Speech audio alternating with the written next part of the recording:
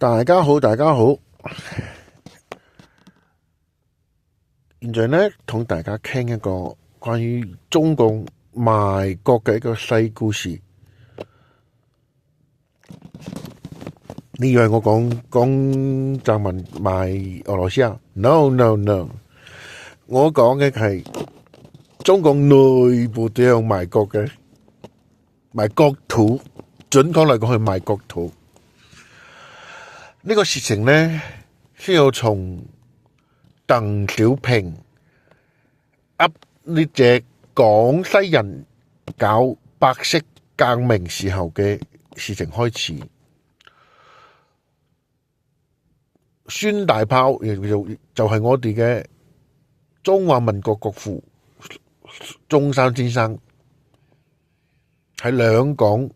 搞嚟同盟會，就係後面嘅國民黨嘅呢個革命之後，早期有好多嘅所謂嘅共產黨，實際上按照真正嘅黨勢嚟講，係兩港嘅係最早。當時鄧小平到嚟廣西搞白色革命，佢嘅口號除開噏啲農民起嚟之外，仲有一個目的，就係要建立好似蘇聯咁嘅聯邦共和國，或者係向咗聯盟共和國。所以當時以姓維嘅呢個維就係唱歌嘅呢個好有名嘅呢個維維，呢個維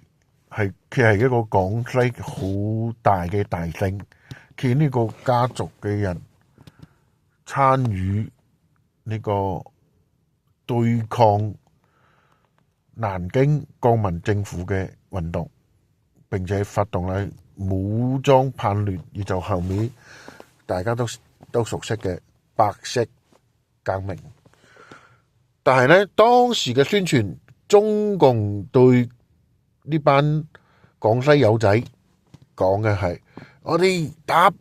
敗嚟國民政府之後，我哋要建立好似蘇聯咁嘅共和國，以後我哋就係廣西共和國。邊個識嘅老哥子？1949年帶住廣西嘅部隊，實際上當時通過長征逃竄已經死咗好多，從3萬人剩得沒到2位數。後尾以衛國清為首嘅廣西部隊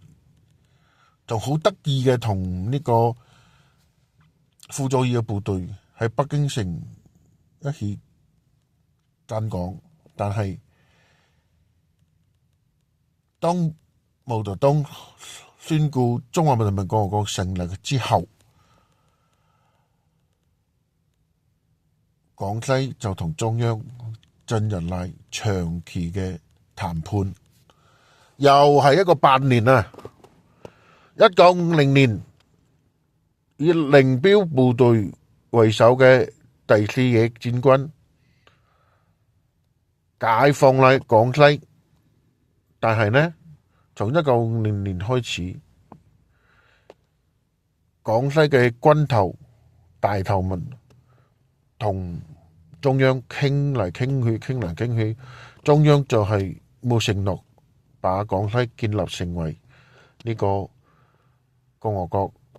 後面不得已就割咗廣東嘅北海、欽州啲沿海地區俾廣西，仲有鳳城，後尾至把廣西變成一個從內陸省變成一個沿海省，至平息咗呢個所謂嘅建國嘅呢個爭鬥。所以共產黨你新氣啊，鬼都嬲佢啊！佢講嘅話，從來冇信得過嘅。新氣就係一個字，就係死。為咗佢嘅革命，講起死咗咁多人，後尾文革全國最大嘅武鬥，是兒童蓮子，就係為咗維護佢毛澤東一個人，又死咗幾多人，全國最有名嘅武鬥。所以講啊，新共產黨啊，跟住佢啊，只有一個字，就係死。好多謝大家收聽我嘅呢個節目，歡迎大家訂閱、轉發，你鬧我都可以啊。多謝收聽，多謝，拜拜。